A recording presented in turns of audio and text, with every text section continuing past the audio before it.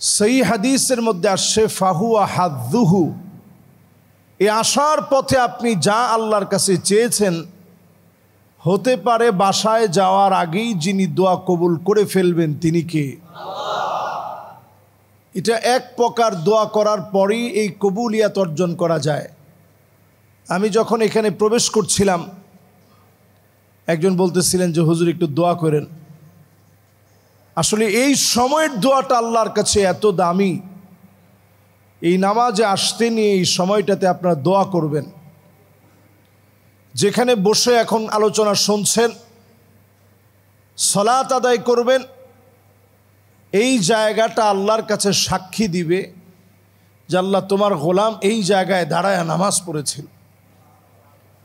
এই জন্য সুন্নত পড়লেন এক জায়গায়, ফরজটা পারলে একটু নড়ে চড়ে আরেকটা জায়গায় পড়বেন। ফরজ পড়লেন এক জায়গায়, সুন্নতটা আরেকটা জায়গায় নড়ে চড়ে আরেকটা জায়গায় দাঁড়ায় পড়বেন। এই পুরো জায়গাটা আপনার পক্ষে সাক্ষী হয়ে যাবে। নামাজের এই সাক্ষী কবুল করে তিনি সেদিন মাফ করে দিবেন গোলামদেরকে। বলেন আল্লাহু আকবার। নূরুন ওয়া বুরহানুন ওয়া নাজাব, নামাজ সেদিন সাক্ষী হয়ে যাবে। নামাজের সাক্ষী সেদিন গ্রহণ করা হবে, নামাজের বক্তব্য শোনা হবে। নামাজের কারণে সেদিন অসংখ্য গোলাম মাপ পেয়ে যাবে। অসংখ্য গোলামদেরকে নামাজের কারণে মালিক মাফ করে দিবে। আউয়ালু মা ইউহাসাবু বিহিল আবদি ইয়াউমাল কিয়ামাতিস সালাত, প্রথম হিসাব হবে নামাজ নিয়ে। এই হিসাব যদি পরিষ্কার হয়ে যায়, অবশ্যই যিনি আমাকে আপনাকে মাফ করে কবুল করবেন তিনি কে? অনেক জীবনের অনেক সময় চলে গেছে, নামাজ পড়েন নাই। এখন বুঝ আসছে যে না, নামাজ পড়া দরকার। আজকে থেকে নামাজ শুরু করলেন। মা উলজিমা ফিহি কুলফা, জীবনের লম্বা সময় চলে গেছে আপনি নামাজ পড়েন নাই। ফরজ নামাজগুলা, জীবনের ঘাটতিগুলা রয়ে গেছে। এখন নফল নামাজ পড়তে থাকলেন, কিয়ামতের দিন আল্লাহ তাআলা জিজ্ঞাসা করবেন তার নামাজ কি ঠিক আছে? নামাজের এই ঘাটতি পূরণের জন্য সেদিন আল্লাহ রাব্বুল আলামিন ওই যে নফল নামাজগুলো তাতাওয়ান, আপনি যে নফল নামাজগুলো পড়েছিলেন, এই নামাজগুলো আমল নামায় দেওয়া হবে। যিনি আপনার আমল নামা ভরপুর করে দিবেন তিনি কে? এই জন্য যারা আমার সামনে বসা আছেন, আজকে থেকে আমরা নিয়ত করি মন থেকে, অন্তত প্রত্যেক দিন ঘুমানোর আগে 10টা, 10:30, 11টার সময় আমরা ঘুমাই। আগে ভাগে ঘুমাতে পারলে তো অনেক ভালো। যদি একটু রাত হয়েই যায়, 2 রাকাত নামাজ একটু পড়েন, অথবা 2-2 করে 2-2 4 রাকাত পড়েন। 2-2 4 রাকাত সাথে আর 2 রাকাত পারলে 6 রাকাত পড়েন। 6 রাকাত পড়ছেন, যদি আরেকটু শরীরে কুলায় তাহলে 8 রাকাত পড়ে ফেলেন। এই যে সামান্য আমলগুলো আপনি করলেন, ফানিআমা আজরুল আমিলিন, এই আমলগুলোর প্রতিদান সেদিন আপনি পাবেন, যেদিন সন্তান সন্ততি কোনো কাজে আসবে না। দুনিয়ার জীবনের সন্তান বিপথে চলে গেলে অনেক সময় বাপ তার সন্তানদের পরিচয় দিতে চায় না। সেই কঠিন দিনটা এমন হয়ে যাবে, সন্তান কোনো কাজে আসবে না। ইয়াউমা লা ইয়ানফাউ মালু ওয়ালা বানুন ইল্লা মান আতাল্লাহা বিকলবিন সালিম, সন্তান কোনো কাজে আসবে না, সম্পদগুলা কোনো কাজে আসবে না।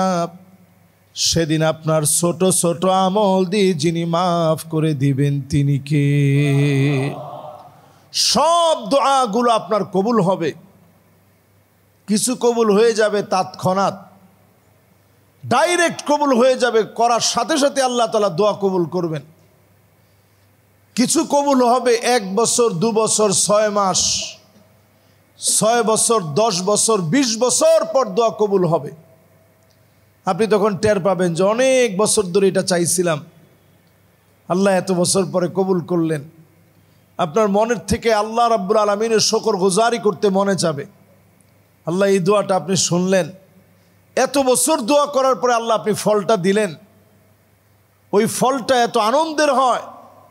এখানে যারা বসছেন প্রত্যেকেরই মনে আছে যে আল্লাহর ঘরটা যদি একবার দেখতে পেতাম। ঠিক যখন আল্লাহর ঘরের সামনে দাঁড়াবেন, আপনার এই জীবনে কতবার আল্লাহর ঘর দেখতে চেয়েছেন, এটা আল্লাহর ঘরের সামনে দাঁড়ায় মনে পড়ে যাবে যে আল্লাহ কতবার আপনার কাছে বলছি, আজকে আপনি নিয়ে আসছেন। জীবনের অসংখ্য দোয়া এমন আছে যা কিছুদিন পরে আল্লাহ তাআলা কবুল করেন, আল্লাহ ফিরাইয়া দেন না। আরেকটা দোয়া আল্লাহ তাআলা কবুল করবেন, আখিরাতের জন্য শুভ সংবাদ বানায় রাখবেন। আল্লাহ পাক সেদিন নেয়ামতে পরিপূর্ণ জান্নাতে প্রতিদান দিবেন। এত বড় বড় নেয়ামত সেদিন দিবেন, বান্দা সেদিন বলবে আল্লাহ এত বড় নেয়ামত কেমনে, কিসের জন্য এত বড় নেয়ামত দিলেন? আল্লাহ পাক সেদিন জানায় দিবে, ওই যে তুমি দোয়া করেছিলা, দুনিয়ার জীবনে কবুল করা হয় নাই, প্রতিদান আমি আল্লাহ রেখে দিয়েছি। প্রতিদান স্বরূপ সেদিন যিনি জান্নাতে নেয়ামত দিয়ে দিবেন তিনি কে? দুনিয়াতে যত দোয়া আপনি করলেন, দোয়াগুলা কবুল বানানোর জন্য অনন্য আমল হচ্ছে কুল্লু দুআইন মাহজুবুন, সব দোয়াগুলো একটা ঢাকনা দিয়ে আটকানো থাকে। যখনই আপনি দোয়া করেন, হাত তুলে করেন, হাত তোলা ছাড়া করেন, যাচ্ছেন একা একা বলেন, কথা বলেন মালিকের সাথে, এটার নাম মোনাজাত। মোনাজাত মানে চুপি চুপি কথা বলা। কে কার সাথে কথা বলবে? বান্দা হয়ে আপনি আল্লাহর সঙ্গে কথা বলবেন। এই চুপি চুপি কথা বলার সময় আপনি মনে মনে চিন্তা করবেন, দুনিয়ার কারোর সঙ্গে আমি কথা বলতেছি না, আমার মালিকের সঙ্গে কথা বলতেছি। হাঁটতেছেন আপনি কথা বলবেন, বসে আছেন আপনি কথা বলবেন, মনটা খারাপ লাগতেছে, শরীরটা অসুস্থ লাগতেছে, আপনি একটু আল্লাহর সাথে কথা বলেন।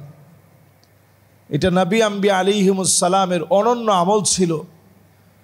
ওনারা আল্লাহর সঙ্গে কথা বলতে চাইতেন, আল্লাহর একটু দিদার লাভের আশা ছিল। নবী মূসা আলাইহিস সালাতু ওয়াস সালাম তুর পাহাড়ের উপরে উঠে আল্লাহর কাছে বারবার কি বলে? আল্লাহ আপনার একটু আমি দেখতে চাই, আল্লাহ আপনার একটু দেখতে চাই। বারবার যখন আল্লাহরে দেখতে চাইলেন, আল্লাহ বললেন লান তারানি, কশিন কালেও আমি আল্লাহ রাব্বুল আলামিনকে চর্মচক্ষু দিয়ে, দুনিয়ার চোখ দিয়ে দেখা যাবে না। এরপরও বলতেছে আল্লাহ আপনার একটু দেখতে চাই, এক নজর। আল্লাহ তাআলা একটা নূরের তাজাল্লি দিলেন, ফাখাররা মূসা সাইকা, মূসা আলাইহিস সালাম বেহুশ হয়ে পড়ে গেলেন। আপনারা যদি কখনো মিশর যাওয়ার সৌভাগ্য হয়, আপনারা গেলে দেখবেন তুর পাহাড়ের পার্শ্ববর্তী একটা জায়গা আছে, বিরাট বড় এরিয়া, পুরাটা পুড়ে ছাই হয়ে গেছে, কালো রং হয়ে গেছে। শুধু আল্লাহ পাক একটু নূরের তাজাল্লি দিয়েছেন যে নবী মূসা, দুনিয়ার কোনো চর্মচক্ষু দিয়ে আমি আল্লাহকে দেখা যায় না, আমার মালিককে দেখা যায় না। উপলব্ধি করতে হয় আমার মালিকের বিরাট ক্ষমতার শক্তিকে। যখন আপনি সেজদা অবনত হবেন, আপনি চিন্তা করবেন মালিকের কুদরতি কদমের মধ্যে আপনি সেজদা দিচ্ছেন। আকরাবু মা ইয়াকুনুল আবদু মির রাব্বিহি ওয়া হুয়া সাজিদুন ফাআকসিরুদ দুআ, সিজদা অবনত হলেন আর তখনই মালিককে মনের গহীন কোণ থেকে ডাকটা দিয়ে ফেলেন, আল্লাহ আপনি আমারে সেজদা দেওয়ার তৌফিক দিয়েছেন। কত লোক সেজদা দেয় না, কত লোক সেজদা দিলে শান্তি পায় না, আপনি আমারে তৌফিক দিয়েছেন। মালিকের সামনে সেজদা অবনত হয়ে যান, মাথা নত করে দিয়ে শুকরগুজারি আদায় করেন। যদি আপনি বুঝে সুঝে মালিকের শুকরগুজারি আদায় করেন, অবশ্যই আপনাকে যিনি আপন করে কাছে টেনে নেবেন তিনি কে? সেজদায় গেছেন, মন ভরে আল্লাহরে ডাকেন। আমরা সেজদার মধ্যে গেলেই চিন্তা করি কত তাড়াতাড়ি উঠে আসা যায়, অথচ আপনার হার্টটা ভালো থাকবে যদি সেজদায় একটু সময় বেশি দেন। ব্রেন স্ট্রোক থেকে আপনি বাঁচবেন যদি লম্বা ভালো করে সেজদা দেন। আপনার শরীরের ডোপামিনগুলো খুব সুন্দরভাবে আপনার ব্রেনকে সক্রিয় করবে, যে নার্ভগুলো মৃত হয়ে যাচ্ছে এগুলো সচল হবে, প্রত্যেকটা রক্তকণিকার যে সঞ্চালন রয়েছে এগুলো সব সক্রিয় হবে লম্বা সেজদা দিলে। আমার নবী সেজদা দিতেন, মনে হতো যেন নবী সেজদা থেকে আর উঠবেন না, এরকম লম্বা সেজদা দিতেন। সেজদাটা খুব প্রপারলি আদায় করেন। সেজদা থেকে যখন উঠবেন, উঠার পরে বসে একটু দোয়া করেন, আল্লাহুম্মা গফিরলি ওয়ারহামনি ওয়াহদিনি ওয়াআফিনি ওয়ারযুকনি। আয় আল্লাহ, মাফ করে দেন, হেদায়েত দেন, রিজিক দিয়ে দেন, আমার গুনাহগুলা মোচন করে দেন। সব দোয়াগুলো চলে আসছে জীবনের। গুনাহ থেকে যদি মাপ পেয়ে যান, রিজিক যদি বাড়ায় দেওয়া হয়, হেদায়েতের আলো যদি আপনি পেয়ে যান, গুনাহগুলা মাফ করে দিয়ে পাপগুলা মোচন করে দিয়ে মালিক যদি কাছে টেনে নেন, দুনিয়া আখিরাতের পুরাপুরি বরকত যিনি আপনাকে দিয়ে দিবেন তিনি কে? সবচেয়ে বুদ্ধিমানদের দোয়া, কোরআনে শেখানো সবচেয়ে দামি দোয়া এটি। বুদ্ধিমানদের দোয়া হচ্ছে রব্বানা আতিনা ফিদ দুনিয়া হাসানাতাও ওয়া ফিল আখিরাতি হাসানা ওয়া কিনা আযাবান নার। আচ্ছা বলেন, এই দোয়াটা আমাদের মুখস্থ আছে কিনা? এই দোয়াটা পড়ে পড়ে আল্লাহর কাছে কাঁদেন, আয় আল্লাহ দুনিয়ার কল্যাণ দিয়ে দেন, আখিরাতের কল্যাণ দিয়ে দেন, রব্বে কারীম জাহান্নামের আগুন থেকে মাফ করে দেন। এই তিনটা বিষয় যদি আপনি পেয়ে যান, দুনিয়ার ভিতরে কল্যাণ পেয়ে গেলেন, আখিরাতের কল্যাণ পেয়ে গেলেন, জাহান্নামের আগুন থেকে যদি মাফ পেয়ে যান, আপনি সবচেয়ে সৌভাগ্যবান হয়ে যাবেন।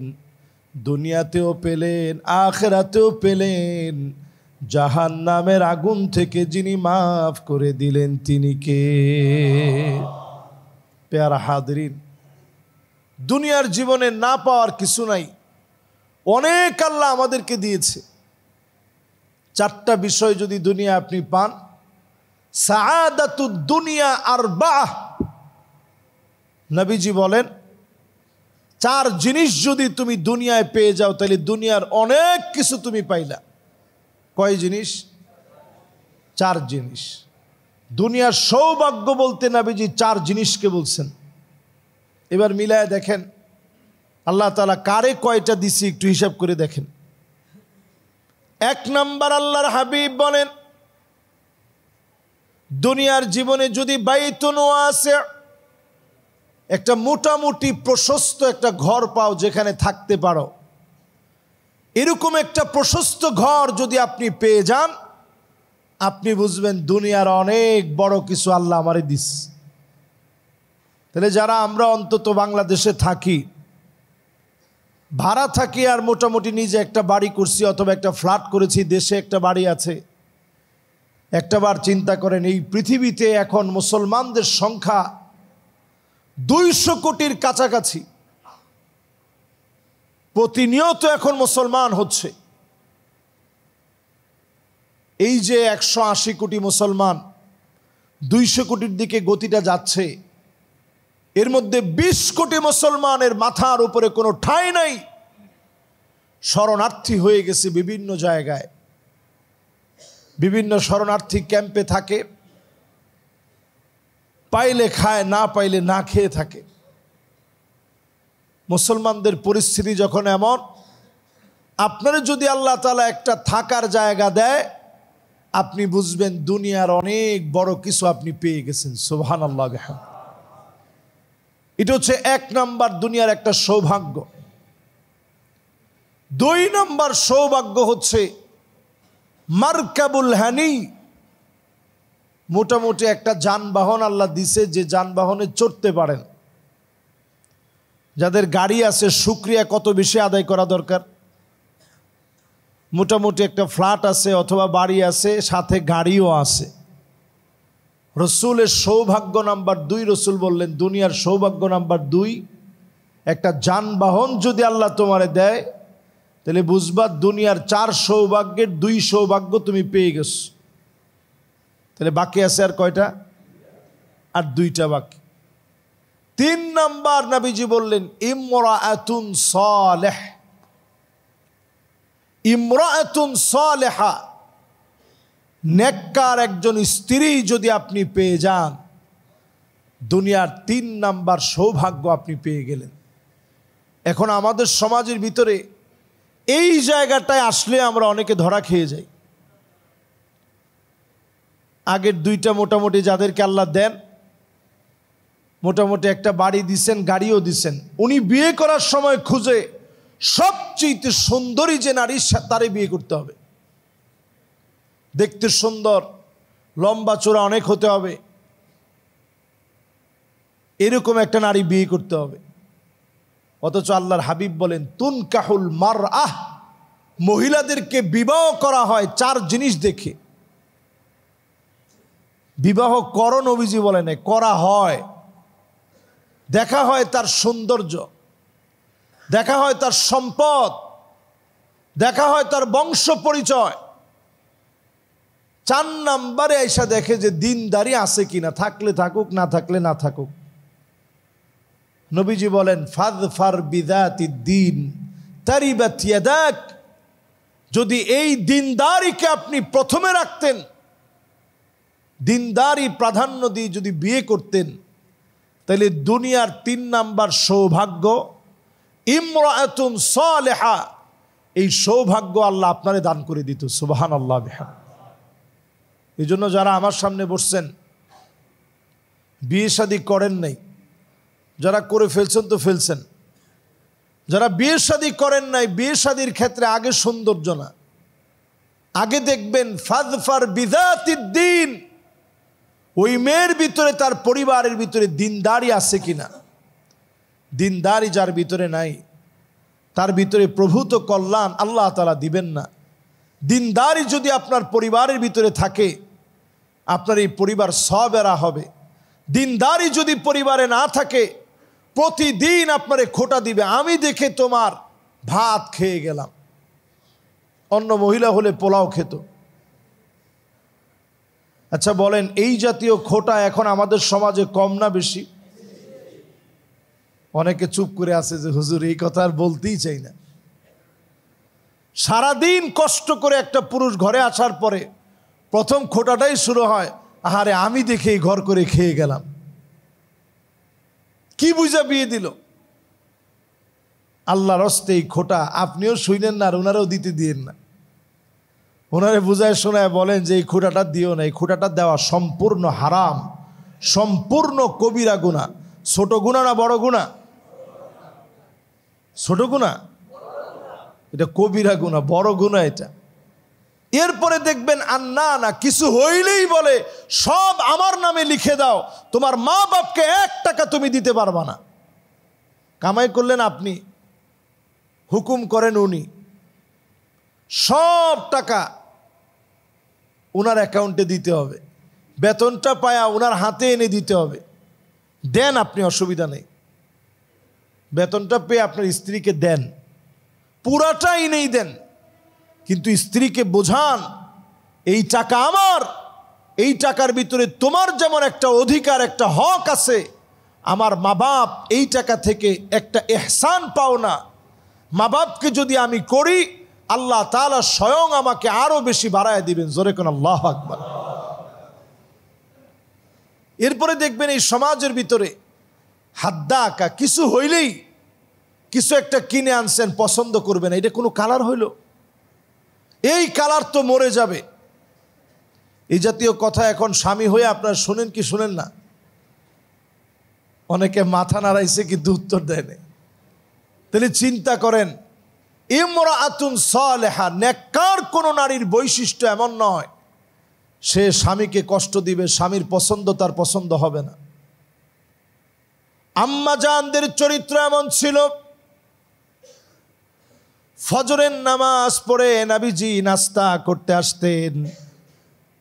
আমরা দেখবেন ফজরের নামাজের পরে একটু মুড়ি খাই, যাদের ফজরের নামাজের অভ্যাস আছে, নামাজের পরে দেখবেন একটু চা বিস্কিট অথবা একটু মুড়ি, একটু হাঁটাহাঁটি করে বাসায় গিয়েই এই একটু মুড়ি টুড়ি খেয়ে এরপরে আস্তে ধীরে একটু পরে নাস্তা করে অফিসের দিকে যায়।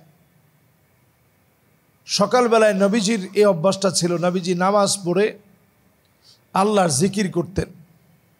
জিকির আজকার করে সূর্যটা উঠলে, নিষিদ্ধ সময় পার হয়ে গেলে 2 রাকাত নামাজ পড়তেন। পড়ে এরপরে নবীজি ঘরে যেতেন, গিয়ে বলতেন কিছু কি আছে? প্রায় সময় উত্তর আসতো, গো নবীজি ঘরের মধ্যে কোনো খাবার নেই। আল্লাহর নবী সবর করে ফেলতেন। একবারের জন্য স্ত্রীরা বলে নাই, ওগো নবীজি আপনি তো খাবারের জন্য তেমন কিছু আনেন নাই, খাবার কেমনে থাকবে? একটা বারের জন্য স্ত্রীরা কোনো অভিযোগ করে নাই। ক্ষুধা পেটে নবীজির সঙ্গিনী হয়েছে, দুর্দিনের সঙ্গিনী হয়েছে, মুসালসাল এমন কয়েকটা মাস গিয়েছে। একদিন নবীজির ঘরে খাবার চললে আরেকদিন খাবার নাই। আম্মা জানরা বলেন, নবীজির চুলার খবর ছিল এমন, একদিন চুলার ভিতরে আগুন জ্বললে অন্যদিন জ্বলতো না, আগুনটা বন্ধ থাকতো পেয়ারা হাবিবের ঘরে। একদিন জ্বললে আরেকদিন জ্বলে না। ঘুম থেকে নবীজি উঠলে পিঠের ভিতরে চাটায়ের দাগগুলা পড়ে থাকতো। সহিহ বুখারীর বর্ণনায় আসছে, সহিহ মুসলিমে আসছে, আল মারজান ফি মাত্তাফাকা আলাইহি শাইখান আসছে, হযরত ওমর রাদিয়াল্লাহু তাআলা আনহু আরদাহ অনুমতি নিয়ে নবীজির ঘরের ভিতরে ঢুকলেন, সালাম বিনিময় করে ঢুকলেন। নবীজি বিছনা থেকে উঠে বসলেন। হযরত ওমর নবীজির মুবারক পিঠের দিকে তাকালেন, তাকায় দেখে চাটায়ের দাগগুলা পড়ে গেছে। হযরত ওমর আর সহ্য করতে পারে নাই, 2টা চোখের পানি ছেড়ে দিয়েছে। রাহমাতুল লিল আলামিন, এত কষ্ট আপনি কেন করেন? ইন্নাল কাসরা ওয়াল কাইসারা ফামা হুমা ফীহিমা, রোম পারস্যের সম্রাটদের কি এমন আছে দুনিয়ার সামান্য বাদশাহ হয়ে এত সুখ এত শান্তি করে? আপনি এত কষ্ট নবীজি করেন, কেন এত কষ্ট করেন? সঙ্গে সঙ্গে নবীজি বলে, হযরত ওমর শোনো, ওমর শোনো, ফালাহুমুদ দুনিয়া ওয়ালানাল আখিরা, তাদের জন্য শুধুমাত্র দুনিয়া, আমাদের জন্য যিনি আখিরাতের দুয়ার খুলে দিবেন তিনি কে? সম্মানিত হাজিরিন, দুনিয়ার সৌভাগ্য নবীজি চান নাই, দুনিয়ার সম্পদ নবীজি চান নাই। যদি চাইতেন কেমন পাইতেন একটু চিন্তা করেন। এই যে আজকে 128 কিলোমিটার লম্বা খনি বের হচ্ছে, চিন্তা করতে পারেন? অথচ নবীজির মনটা যদি শুধু চাইতো জানলা এগুলা স্বর্ণ হয়ে যেত, নবীজির ডান আর বাম দিক দিয়ে স্বর্ণ হয়ে এগুলা চলতে থাকতো, নবীজি এগুলার প্রত্যাশী আল্লাহর কাছে হন নাই, এগুলো আল্লাহর কাছে চান নাই। আমাদেরকে আল্লাহ এত নিয়ামত দিছে, মাঝে মাঝে খুব ভয় লাগে যে কেমন করে আল্লাহর আদালতে হিসাব দেব। ইত্তালাতুল জান্নাত ফারাআইতু আকসারা আহলিহা আল ফুকারা। নবীজি আল্লাহর জান্নাতে গেলেন, নজর করে দেখলেন অধিকাংশ আল্লাহর জান্নাতি দরিদ্ররা। জোরে কোন কারা? দরিদ্ররা অধিকাংশ আল্লাহর জান্নাতি। তো আমি আপনি তো আল্লাহর অনেক নিয়ামত পেয়ে ফেলছি। দুনিয়ার সৌভাগ্য বলতে নবীজি 4 জিনিসে বুঝাইছেন। 4 জিনিসের ভিতরে বাড়ি বলছেন, যানবাহন বলছেন। তো যানবাহন এখন যদি আপনি গাড়িতে এটাকে কনভার্ট করেন, প্রতিবেশী যদি আপনার ভালো হয়, দুনিয়ার সব আপনি পেয়ে গেলেন। আচ্ছা এবার বলেন তো দেখি, এই 4 জিনিস আমরা অনেকেই দুনিয়ার জীবনে পাইছি কি পাইনি? পাইছি। তো দুনিয়ার সৌভাগ্য তো সব আপনি পেলেন, আখেরাত আমরা কদ্দুর অর্জন করতে পেরেছি? আপনি নামাজে দাঁড়ালে কি আপনার মনটা ভালো লাগে? নামাজে দাঁড়ালে কি আপনার তাড়াহুড়া করতে মনে চায়? যদি নামাজে দাঁড়ালে তাড়াহুড়া করতে মনে চায়, আপনি পরিষ্কারভাবে জেনে রাখেন এখনো আপনি ইবাদতের স্বাদ পান নাই। আল্লাহর ওলি হওয়া তো অনেক দূরের কথা, ইবাদতের স্বাদ যদি আপনি পেতে চান, নামাজের ভিতরে আপনার মনোযোগ এমন হবে, আপনার মন চাবে আরেকটু সময় লাগায় নামাজ পড়ি। কানাকৃদ্দিকা, আর মুরগির ঠোকর দেওয়ার মতো যদি আপনি সেজদা দেন আর উঠেন, সেজদা দেন আর উঠেন, তাহলে আপনি এখনো বুঝে নেন এই নামাজ আপনার ভিতরে কাজ করতে এখনো পারে নাই। সাহাবায়ে কেরাম পরিষ্কারভাবে বলতেন, তিলকা সলাতুল মুনাফিক। মুনাফিকের নামাজ তো ওই নামাজ যেই নামাজের ভিতরে সেজদা দেয় আর উঠে। তো এখন আমাদের নামাজটা আমরা যদিও পড়ি, মাঝে মাঝে হিসাব করে দেখবেন নামাজের সময় আমরা সবচেয়ে বেশি ঘড়ি দেখি, কয় মিনিট গেল এটা হিসাব করি। আমাদের কর্মচারী যদি একটু নামাজি হয়, তাহলে কোন সময় গেল কোন সময় আসলো এটা আমরা হিসাব করে রাখি। আলহামদুলিল্লাহ, আমাদের এখানে এমনও মুসল্লি আছে যার কর্মচারীরা নামাজ পড়লে উনি উপহার হিসেবে, হাদিয়া হিসাবে 100 টাকা প্রতিদিন বেশি দেন। সুবহানাল্লাহ কোন। তো অনেকে মনে মনে চিন্তা করবেন, হুজুর তাহলে তো লোভে পড়ে নামাজ পড়বে। না মিয়া, প্রথম কয়েকদিন যদি নামাজে এইভাবেও যায়, কিছুদিন পর থেকে ওই লোকটার কাছে নামাজের স্বাদ প্রবেশ করবে। আপনি একটু বুঝে শুনে নামাজটা আদায় করেন, মানুষকে নামাজের দিকে নিয়ে আসেন, ডাকেন নামাজের দিকে। আমরা বাংলাদেশের অনেক সংস্কারের কথা চিন্তা করি, বাংলাদেশে অনেক সংস্কারের কথা ভাবি। কোন সংস্কার এই জাতির জন্য এস্টাবলিশড হবে না ততক্ষণ পর্যন্ত যতক্ষণ আমরা মুসলমান পরিচয় দিয়ে নামাজই না হব। ঠিক কিনা বলেন? যে লোকের নামাজ নাই, ওই লোক কেমন করে একটা সমাজ পরিবর্তন করবে? যেই নেতার আদর্শের ভিতরে সুন্নত নাই, ওই লোক সমাজ বদলাবে কেমনে? এই সমাজ নবীজি বদলিয়েছিলেন নামাজ দিয়ে, সাহাবায়ে কেরাম বদলিয়েছিলেন নামাজ দিয়ে।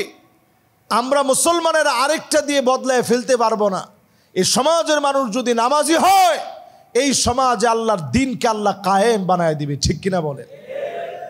সংখ্যা দিয়ে মুসলমানদের কোনো বিজয় সংখ্যা দিয়ে আসে নাই। খালিদ বিন ওয়ালিদের কথা আমি প্রায় সময় বলি। খালিদ বিন ওয়ালিদ রাদিয়াল্লাহু তাআলা আনহু আরদাহু মুতার প্রান্তে গেছেন। আল্লাহু আকবার। 3000 মুসলিম সৈন্য নিয়ে গেছেন, বিপরীতে ছিল 2 লক্ষ। সেই সময়ের রোমক সেনাবাহিনীর সৈন্য ছিল ওই সময়ে বর্তমান আমেরিকার শক্তি যেমন শক্তিধর, আমেরিকার সৈন্যবাহিনী যেমন ক্ষমতাধর, এরকম একটা পরাশক্তি ছিল সেই সময়ের রোমকেরা। সাহাবায়ে কেরাম গেলেন, নবীজি তিনজন সেনাপতি নির্ধারণ করলেন। নবীজি সেনাপতি বানায় দিলেন যায়েদ বিন হারেসাকে। নবীজির পালক পুত্রের পরে নবীজি বললেন সেনাপতির দায়িত্ব পালন করবে মুতার প্রান্তে আব্দুল্লাহ বিন রাওয়াহা। নবীজি বললেন সেনাপতির দায়িত্ব পালন করবে জাফর বিন আবি তালেব। কয়জন? 3 জন।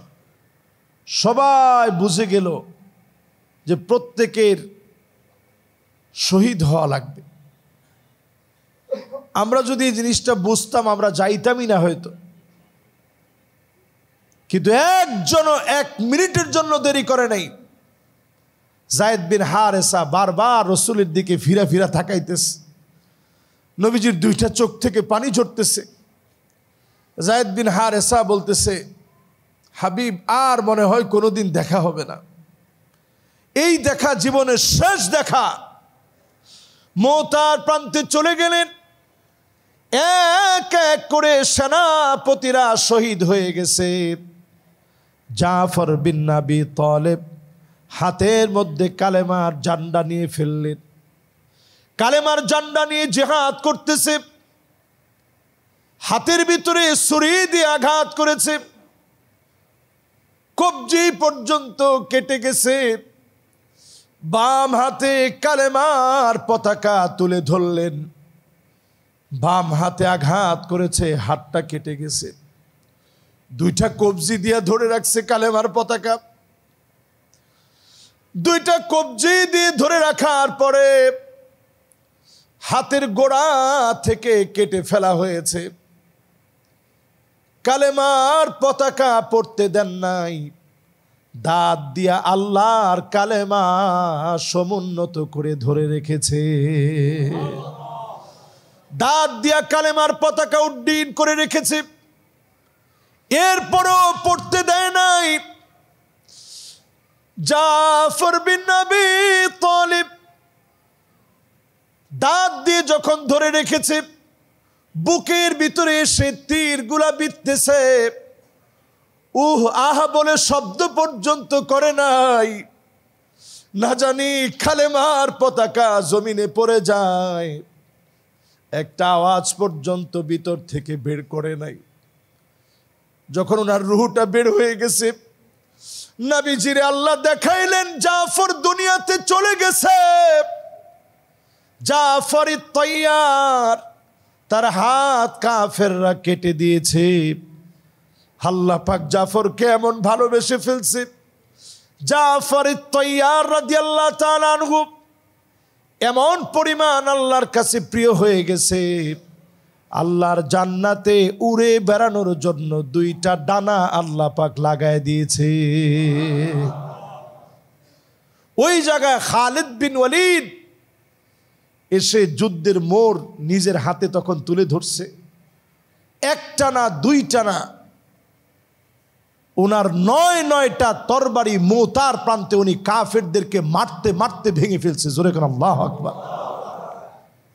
পুরা যুদ্ধের মোড় চেঞ্জ হয়ে গেছে। হায়রে মুসলমান, কি মুসলমান ছিল! 9টা তরবারি ভাঙার পরে আর কোনো তরবারি নাই, ছোট্ট একটা ছুরি ছিল। এই ছুরি দিয়ে সেই সময়ের রোমকদেরকে পরাজিত করেছে। খালিদ বিন ওয়ালিদের মতো এমন একজন মুসলিম, এমন একজন আল্লাহর নবীর সাহাবী উদ্যমী ভূমিকা নিয়ে সেই দিন বিজয় ছিনায় আনছে। জোরে কোন আল্লাহু আকবার।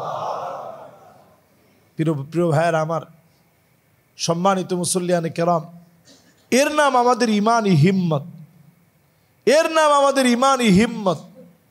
আজকে আমাদের সব আছে, ইমানি হিম্মত নেই। ইমানি হিম্মত বাড়ানোর জন্য ইবাদতে মনোযোগী হওয়া চাই। বাংলাদেশের এই অস্থির পরিস্থিতি যদি আমরা সংস্কারের দিকে নিতে চাই, ইমানি হিম্মত বাড়াতে হবে। এই জমিনে দিন কায়েমের স্বপ্ন নিয়ে আল্লাহর জমিনে দিন কায়েমের জন্য প্রচেষ্টা চালায় যেতে হবে। আস-সাইয়ু মিন্না ওয়াল ইতমামু মিনাল্লাহ। চেষ্টা আমাদের পক্ষ থেকে হবে। দয়াময় মালিক আমাদেরকে সাহায্য করবেন, যেভাবে তিনি সাহায্য করেছেন আজকেও আমাদেরকে সাহায্য করবেন ইনশাআল্লাহ। পড়েন। আল্লাহ রাব্বুল আলামিনের কাছে ফরিয়াদ করি, যতগুলো কথা বলেছি আল্লাহ যেন আমাকে আপনাদের সবাইকে আমল করার তৌফিক দান করেন, পড়েন আমিন। যারা আমরা সুন্নত পড়ি নাই প্রত্যেকে সুন্নত পড়ে নিই। আসসালামু আলাইকুম ওয়া রাহমাতুল্লাহি ওয়া বারাকাতুহু।